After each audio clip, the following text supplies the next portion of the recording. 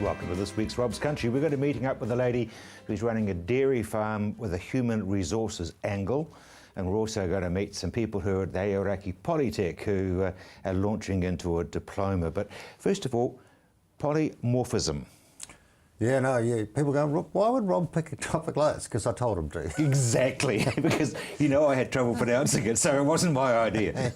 What is it? What is polymorphism? Well, polymorphism, as it relates to, it's across several areas, but it just means poly, many, shape. So many shapes. But as we talk about it with genetic coding, it's talking about, everyone knows what genes are, you know, the sequences of amino acids that make up the gene. Yep. Now, you can get interposing amino acids. One might be missing and they put in another one. And so you get a slightly different protein generated by that particular gene when it expresses itself. And an example in farming is A1, A2 milk. I looked it up before I came in here just to find it. It's got over 100 amino acids in the beta casein, which is the component that we're talking about, and it's at number 67. There's just one amino acid difference, but it changes how the body metabolizes that. But with us, in people, of course, polymorphisms are there too. And they're quite significant because they aberrant genes or less ideal expressions of a gene show up in a whole lot of conditions. And here's some examples. Type 1, type 2 diabetes risk, heart disease risk, depression risk, right? In fact, all sorts of mental disorders. There's risk of polymorphism because it affects how the neurotransmitters are made or how effectively the intermediary steps that make these neurotransmitters operate and all of this. So that's why it's important. And the reason it's becoming pertinent now is the testing for this stuff, say 3 years ago or 2 years ago, was somewhere between, say, $1,500 to $3,000 to get your genetic makeup looked at. We've found a place in Australia now that does it for $450. So, am I right in suggesting that you're suggesting that you can be checked out to see whether you're susceptible to depression, to heart attack, to diabetes 1 or 2? Yeah, and multiple other things, like inflammatory disorders, things like Crohn's disease, ulcerative colitis.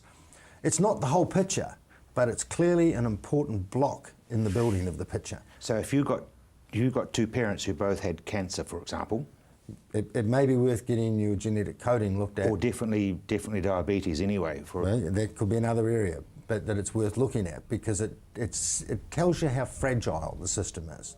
It doesn't necessarily, and it doesn't guarantee you, because you've got the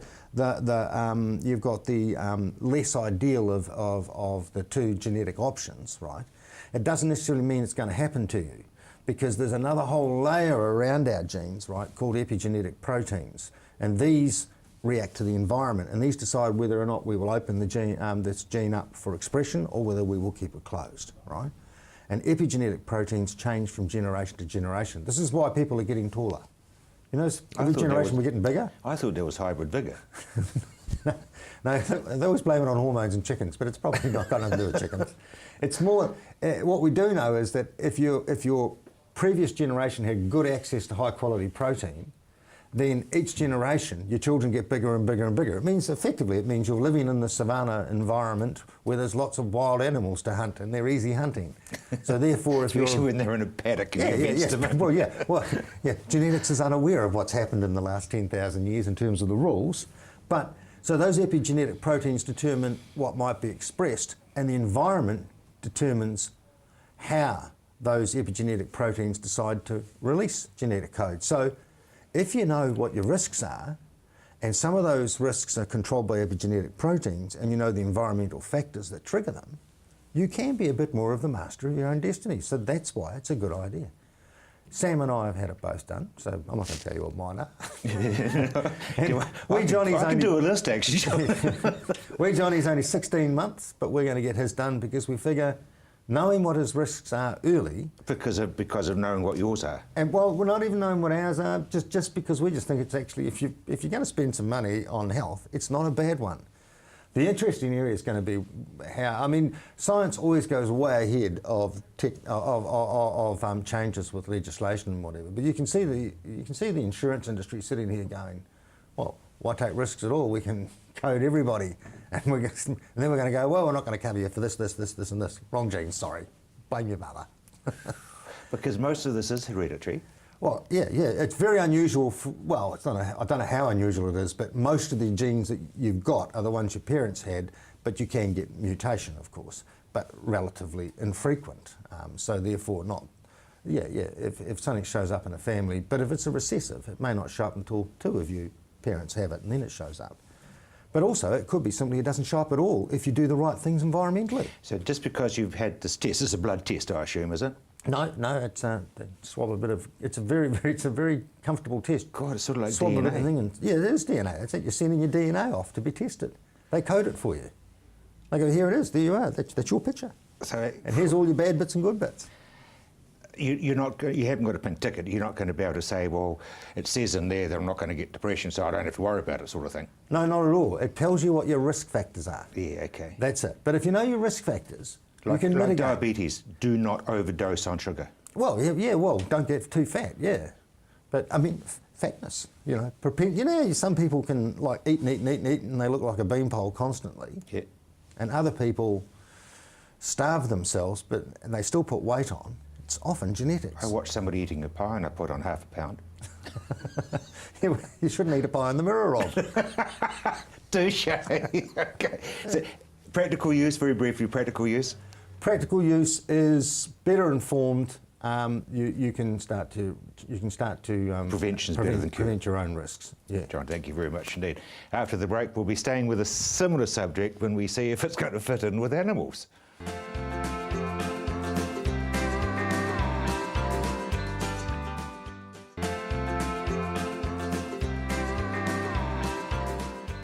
Welcome back to Rob's Country. Well, our previous guest took 3 breaths in 7 minutes. Are you guys looking at that sort of stuff as well? We do.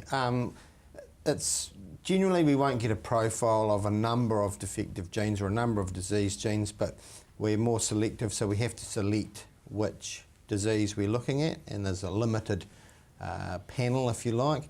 So it's more important for breeders of certain species that want to check whether potential breeding stock are carrying a defective gene or a disease gene prior to selecting that animal for potential stud purposes. And that's the case through a number of species, from dog breeders to cat breeders to bull breeders.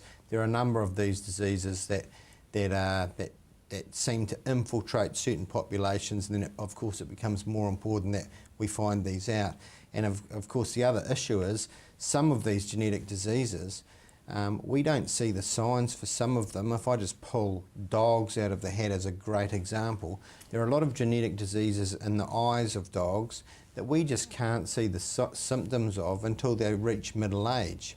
And so if we were to know that potential nice looking puppy from a breeder's perspective was carrying that gene, then they could make the call on whether to put that animal in a gene pool, in a breeding pool or not, way before there's any risk of sexual maturity, or perhaps it's just a decision whether to neuter the animal or not, so it can't transfer genes into the gene pool. So very useful. A very good friend of mine's got a Labrador, and she bought it through a pet shop type place. And when he's gone blind after the age of about 4. Exactly. So PRA is exactly, yeah.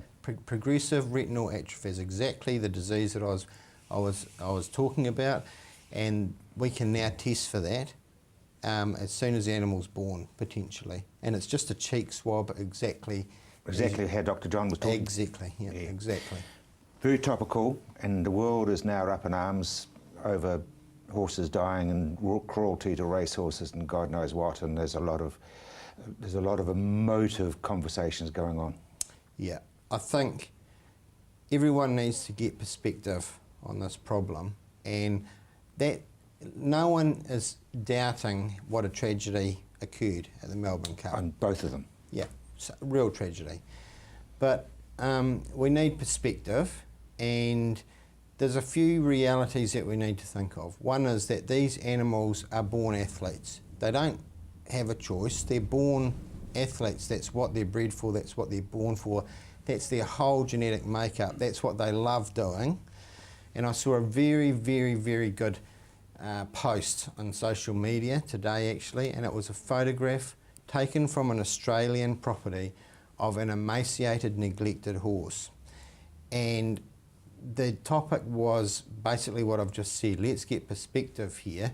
If you compare the level of caring and how this being is honoured as a living thing compared to what you'll see in high-profile thoroughbred racing stables, it's worlds apart. I mean, these horses are not only a source of income to the people that work with them, they are respected, a living, breathing animal who relationships have been developed very strongly, and I don't think anyone who's worked in the industry, it's very hard to deny the emotive power that exists when something like these tragedies occur. And let's put it in perspective. I read a very good statistic the other day. The mortality rate of thoroughbred starts is 0.07%.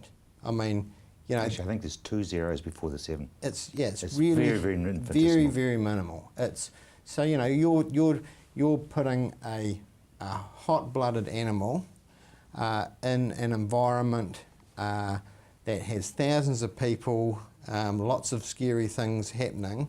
There's always potential. They're animals. I mean, and to keep the accident rate so low, I think it actually is something that needs to be applauded by, And when by you, the industry. especially when you think about the steeplechasing and that sort of thing as well. Very briefly, there's criticism about them being raced too young. Yeah, and there is some credence to some of the argument there, I guess. Yeah, that might be a criticism, especially when we start talking about jumping and things like that, and overtraining and things like that. But I think we've got tools now that minimise these sort of risks. You know, we can, if we're worried about overtraining, we can now detect shin splints. We can detect microfractures and cannon bones and things generally now well before they're going to cause a problem. Yep. Before the pain hits. Exactly, and simple management or training techniques can be adopted that are going to prevent that, and then they're not put back in training until the problem's been resolved. Because they're valuable animals, you don't want to destroy it. Of course, exactly. And as I've said, people develop relationships with these creatures. They're loved. You know, cardiac issues with thoroughbred or high-powered athletes, let's face it, it's not limited to horses. There's plenty of marathon runners that are putting themselves at much higher risk of acute heart problems than the rest of us, and they you know, that's expected. They accept that and love it, and these horses love doing what they do too. Thank you very much indeed. Caught up with somebody who I consider to be an amazing woman. She doesn't have a background in dairying, but she and her husband are now doing a dry farm dairy in South Canterbury after a very different background. In April next year, this farm would have been in the Gregan family for 100 years. And John's grandfather and father, they basically cleared the land. This would have been all native bush and gorse, and then they went sheep farming. It's not suitable for cereal, you know, cropping because we don't get enough sunshine. And then John and I, between this farm and a couple of farms we leased, had 7,000 ewes, breeding ewes, and all their progeny. And about 5 or 6 years ago, we went dairy farming. So from a two-person sheep farm to a complex staff situation. Yes, very much. It's a huge learning curve for us. We kissed a few frogs and we've learnt huge lessons along the way, but we very much have the philosophy that our staff are the key people of our business. You know, if we do that right, it's the cornerstone, and so we put a lot of time and effort to, you know, making sure our staff are happy, contented, they have a good work-life balance, and to be honest, it all just filters on from there. I noticed that on your list of headlines about how this farm works, one is ownership, take ownership of what you're doing. Yes, I think a big farmers in general need to understand themselves and their identity. And John and I went and did a workshop where it was strategic management, but also we did our core values and our purpose. So we understood who we are and what drove us. And for John and I, while we need to pay the bills and paying our debt back is important, a lot of it is around the human, the people in our business. And so we basically say that, own it. If you do something, if it doesn't go right, own it. Come back and tell us, we can fix it. Nothing's, mistakes happen. We all make mistakes. So how many staff have you got? Oh, well, about 10, from full-time to belief milkers, casual staff, yes. So about 10 on the books at the moment. And the other amazing thing is you're south of Timaru, but you're dry land, there's no irrigation. No, there's no irrigation, so we're dry land farming. What we try to do is have a low-cost system, so we try to all grass. That's not possible. As you see, we've got grain feeders in the sheds, but that's more of our insurance policy for when we get those tight, bits of the season. And we just really try to utilise our grass as well as we can. And supplementary, it looks as though it's lucerne over there.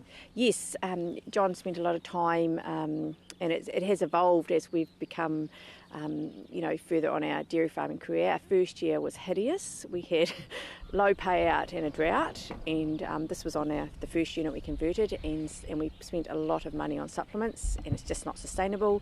So yes, we've got lucerne, which is just over here, and there's half a hectare each day. So when it goes in the round, usually the first crop is baled, as a supplement when it's needed, because we don't need it because of the spring flush. And the cows love it. They basically run up the lane to get into the lucerne. And we use fodder beet, which we find is a wonderful tool because we can use it on the milking platform at both shoulders of the season as well as winter on it, so it never goes to waste. So yeah.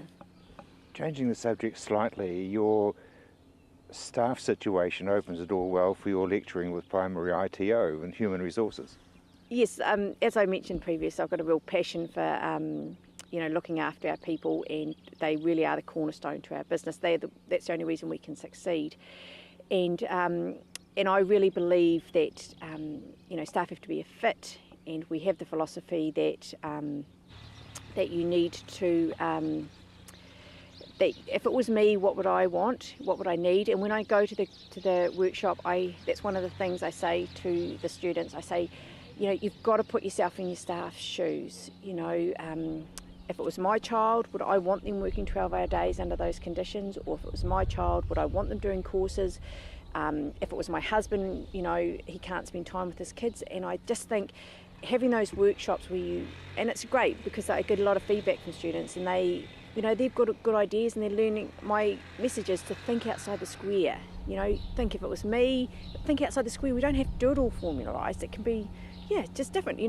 Maybe you've got a staff member who loves soccer and his child plays soccer, so you just make sure he can coach that soccer team. And that there gives him satisfaction. New baby, send him home for lunch for 2 hours so he can hold the baby while the wife has a shower. You've just got to look at your people and see what really makes them tick and what would make their life better. And obviously they respond. Oh yeah, we've got a wonderful staff, and you really see it when the going gets tough, or people get tired, or you have the injury or sickness. They don't mind putting their hand up. They're always wanting to put their hand up and help out, or we reap it more. The benefit's huge. And they feel part of it. It's all that ownership. They feel part of it. This is their farm as much as it's John and I's. As far as the primary ITO is concerned, that would be an invaluable thing for future management teams. Yes, well, we use primary ITO a lot on our business as well. All our staff, we pay for them to do courses, so we encourage them to do the courses. Everybody here has to do general skills. That's the prerequisite when you come on board with us. And then we've got staff at the moment on Thursday. I've got one away doing breeding, they do pastures, and then the course that is run through the Polytech is a wonderful stepping stone, because they can put together some of the the skills they learned there, they can bring it back to us, and we reap the benefits yet again. And there's no bad habits because it's all good solid stuff. Yeah, well, that's it. Yeah, and it's good. It's like when parents tell their children, should do this, this, and this, or what about this? They don't want to listen, but when it comes from different sources and different places, they often bring back, great knowledge. The agribusiness diploma, is that sort of becoming something which is going to be compulsory for people? I think it is a great identifier when you go to apply for a job that actually you've spent the time and developed yourself. Farmers are great at learning how to, grow grass, milk cows, but actually that's just a small part of the farming business. And I think it's a really great way to take yourself off the farm and upskill yourself, that you understand how a business runs. They do a lot of things from HR to, business planning, financial, and it's a skill because it's a big business. I think people underestimate just how big it is. A dairy farm is a business to run. So your advice to anybody who wants to get into the industry is do it? Yes, do it. It's invaluable. If you want to go to that next step of farm manager or operations manager or low order share milker, I think it's a skill that you need to have because you employ a lot of people, and it's really different from collecting your paycheck every fortnight to actually having to pay the paychecks every fortnight. And also it gives you a great network of people around you. You're sitting in the classroom with 10 to 20 other people, so you've got, once again, you start learning things from them, and it's a great resource. Isn't it absolutely fabulous to see somebody who's thinking about staff and what they can do for the staff, not what the staff can do for them? I think take your hats off to the Gregans. After the break, we're going to be talking horticulture with Jim.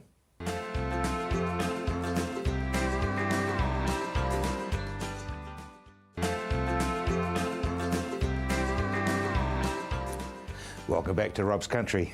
Frosts. Frosts. We're middle of November and we're talking frosts. Well, the 6th, 7th and 8th and sometimes the 9th of November have been our nemesis since 2008. Now, it used to be 20th, 21st of October.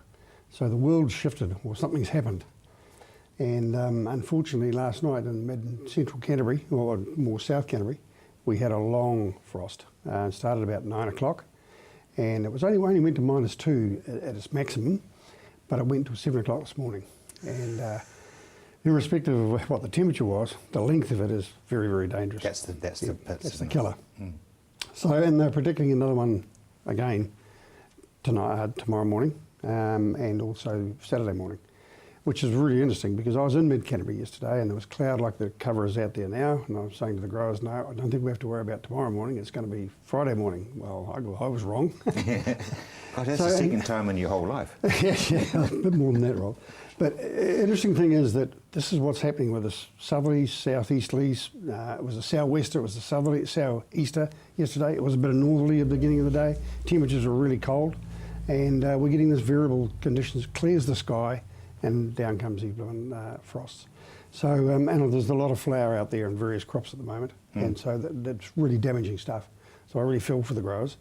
We've also had, of course, for the same reasons, weather reasons, we've also had the hailstorms. We had a tremendous hailstorm out Johns Road in Christchurch on Tuesday evening at about 5 o'clock, just dumped around the airport, nowhere else. And that was the same time, or the same storm that caught Walker up in Nelson Bays there. And then it carried on up to the North Island. And then it carried up to the North Island. Well, that's fine, but it's not good for the South Island. Not if you I didn't really mean that. No, you were joking. I was joking. Yeah. But I mean, the guys up in Rawalka, Motueka area have really been shattered, totally. I mean, literally. Big poles, nets broken down, unbelievable damage. And the trouble is with that, Rob, is that it's not this year's income. They've lost that anyway. But they've probably lost 2, maybe even 3 years of income to get those trees and bushes back to where they should be, especially the apple trees. If the cambium layer has been taken off them, so that's where the buds come from and all sorts of things. So it's a major problem. So the tree works that far ahead? Yeah, it's stripped. Oh, well, no, it's just the fact that it's stripped away the cambium layer, which is the light bark around an apple tree, for instance, and around the growing bud regions. And they have to build that back up on the tree before they build the bud up. So it can take at least 2 years for that to happen. So it's a financial tragedy. And there's going to be a lot of pain, isn't there? There is, and unfortunately, the weather, the way it is when you're in this sort of, I still believe we're in this transition between La Nina and El Nino, and we're getting a lot of northerly winds, but they've been cold so far. Ground temperatures are cold too, and things have slowed down. So we're about 7 to 9 days behind in our growing.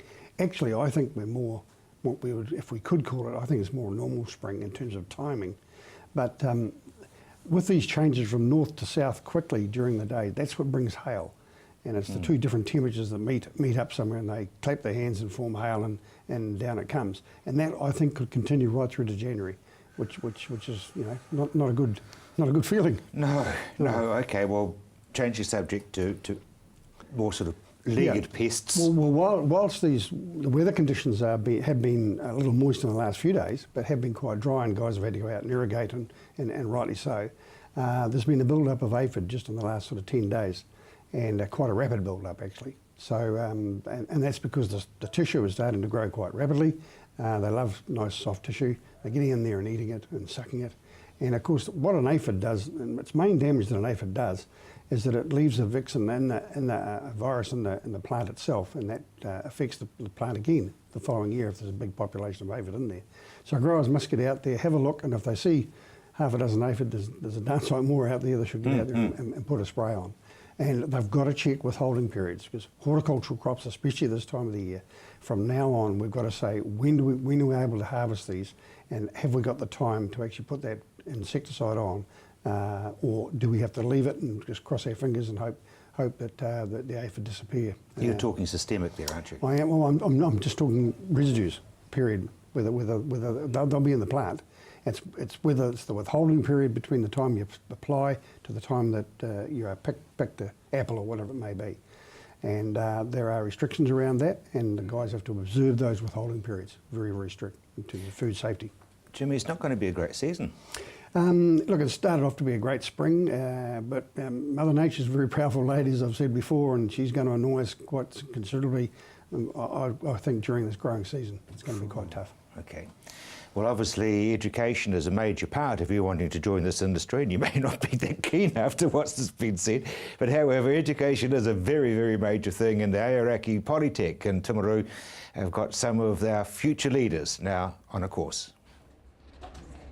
We've got a number of different sectors. We've got vegetables, we've got sheep and beef, we've got dairy, we've got contracting, rural services. So we've got a number of different sectors, which is great. Male and female. Male and female, and number of ages as well, and we also crossing different experience as well. So low experience right through to a lot of experience. So the program's designed to suit a number of different sectors. That's a huge challenge to be able to bridge those gaps.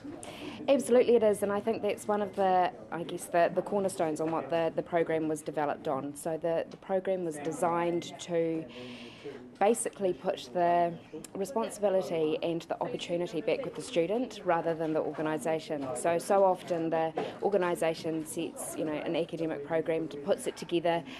This was closely done with industry, and what we saw was there was a huge range of learner groups that weren't being catered for. So for those which have little amount of experience, those which have lots of experience, those which are regionally dispersed, male and female, our program delivery is designed specifically to deal with each of those sectors whilst still, maintaining academic robust procedure.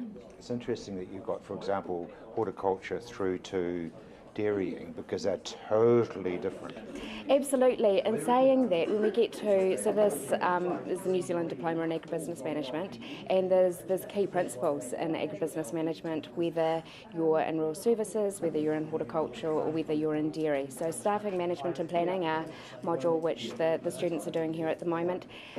Everybody has either been employed or been the employer, whether it's 2 staff or whether it's 200 staff. There's key principles in business management that relate to all of those sectors. Where we're lucky is we can contextualise to each of those different industries, and that's really important because for these people here, it's got to be really relevant, it's got to be timely, and there's got to be enough information that's specific to them that they can use on the business, for the business, and and through the agribusiness. A couple of people here from Primary ITI. Where do they fit in? So we are working really closely with the Primary ITO. We're collaborating together right throughout the delivery. So we are responsible for the academic delivery of the program with the tutorial staff, with student support. However, the Primary ITO have got a lot of field staff in places where we can't get to. So their job is marketing and recruitment, and it works really well. We're getting all these different skill sets, and I guess providing some transparency for students, which is the most important thing. Making it clear pathways, clear staircasing. Yeah. Making it a career for people. Absolutely, and it is a career, so it's just shining the spotlight on what that career means, what it involves, and a key thing we're talking about today is what do we already know, and it's huge. The skill set in this room behind me is absolutely massive. So we're talking about, what do I know, what don't I know, and what don't I know. So those questions are key on that first day. And finding out that information, people talking about it, and then all of a sudden it is amazing, the inherent skill which is just sitting there, which it's people don't recognise. Empowering, huge. Yeah, recognising what these people take for granted in their day-to-day, what they're doing. There's governance skill, there's business skill, there's animal husbandry skill, there's all sorts of science skill which is sitting there but not necessarily been acknowledged before. So the diploma actually recognises that in a solid form? Absolutely, and where traditionally we did RPL, which was recognition of prior learning, we are doing AC, which is assessment of current competency and knowledge, and first in the country in this type of delivery. So for those people which have been, say for example, we've got an equity manager she's been doing that for 10 years, a lot of skill, a lot of expertise, a lot of knowledge, but nothing to no qualification to put that against, and no recognition for what she knows. So she's using this whole process as a stock take of her business skills, putting a microscope over it, if you will, and she's finding out what she's doing really, really well. She's getting to engage with key industry people who we have come in to speak, so new ideas flowing through. I mean, it really is a holistic learning process, and at the end of it, she's going to have farm manuals, 4 farm manuals of those key business practices, which hopefully she touches every week, rather than an assessment sitting in a dusty box in a garage. Just interrupting you for a moment, what are you expecting to get out of the course? Just knowledge for business management, I suppose. Just the ins and outs of the more paperwork and bookwork, I suppose. Polishing the diamond. Well, yeah, I suppose you could say it like that. But yeah, just the stuff that's, I suppose, farm owners do rather than hands-on outside work, more bookwork, paperwork. I've spent a fair bit of my life farming. I'm involved in sheep and beef and deer now. And I've come here to upskill really, and to get this just opens up a lot more doors to move on through the farming industry, Sort of, you can get into a lot more stuff besides farming really. There's a lot of other jobs out there in the sector where you don't have to be on the land, but having this behind me will help a lot, yeah. I married a dairy farmer, and we have progressed from being she milker to farm owners in the last 16 years. And what you're wanting to achieve is obviously a lot to learn about paperwork. Well, I've come back. I took this course a few years ago, and I've come back to finish it off. I found it very valuable not coming from a farming background, and my husband used to hate me coming home because I'd ask him and question him on everything that he did and why he did it, and yeah, just to have more knowledge about the industry that I sort of became involved in through marriage.